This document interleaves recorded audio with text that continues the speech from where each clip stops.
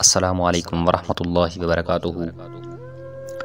میں ہوں آپ کا ہوسٹ احمد رضا قادری رضوی اور آپ دیکھ رہے ہیں ہمارا YouTube channel voice of FKR۔ آج کا ہمارا موضوع ہے تحفظ ناموس رسالت۔ سوشل میڈیا پر اللہ رب العزت، نبی اقدس، اہل بیت اطہار، امہات المومنین، اصحاب رسول، قرآن پاک اور قومی پرچم کی منظم سازش کے تحت سنگین ترین توہین کی جا رہی ہے۔ سوشل میڈیا کے اصول و ضوابط نہ ہونے کی وجہ سے قوم کی نئی نسل سے منظم سازش کے تحت یہ گستاخیاں کروائی جا رہی ہیں۔ سوشل میڈیا کی مانیٹرنگ نہ تو ریاست کر رہی ہے اور نہ ہی معاشرہ، حتیٰ کہ والدین، اساتذہ، افراد بھی اپنے بچوں کے سوشل میڈیا کے استعمال پر مانیٹرنگ نہیں کر رہے۔ دوسری طرف سوشل میڈیا ٹیکنالوجی بھی ہر فرد کی اہم ضرورت بن چکی ہے۔ ایسے ایشو پر اسلام آباد بار ایسوسی ایشن کی کابینہ کا ہنگامی اجلاس ہوا، جس میں لیگل کمیشن آن بلاسفیمی پاکستان کی جدوجہد کو سراہا گیا، جو اس سازش کے سامنے مضبوط رکاوٹ بن کر کھڑے ہیں، جس کی قانونی جدوجہد کے نتیجے میں سائبر کرائم FIA اب تک 290 غلیظ ترین گستاخوں کو گرفتار کر چکی ہے اور 21 مقدمات کا فیصلہ بھی ہو چکا ہے۔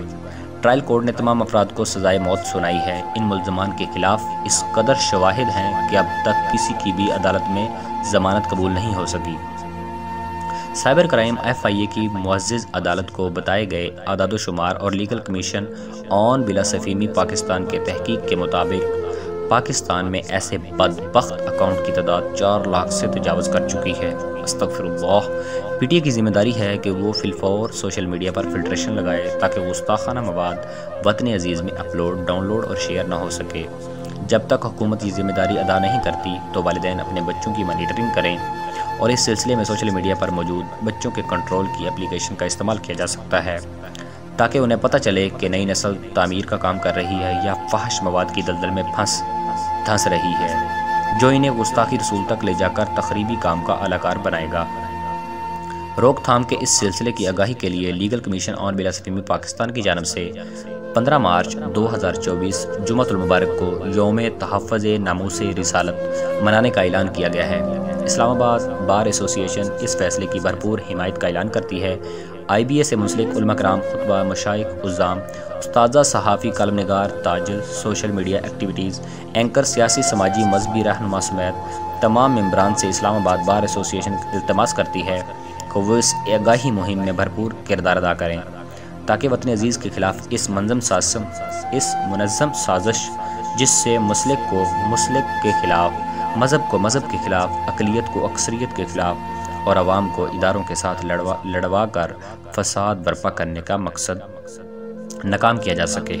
اس منظم سازش کا مقصد مذہب سے زیادہ پاکستان میں تباہی اور فساد برپا کرنا ہے۔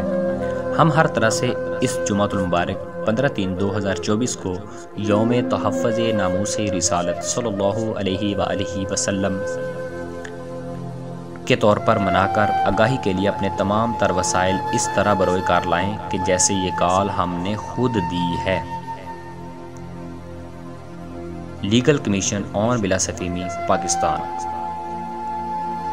لبیک لبیک لبیک یا رسول اللہ، تاجدار ختم نبوت، زندہ باد زندہ باد زندہ باد، من سب نبیا فاقتلوہ۔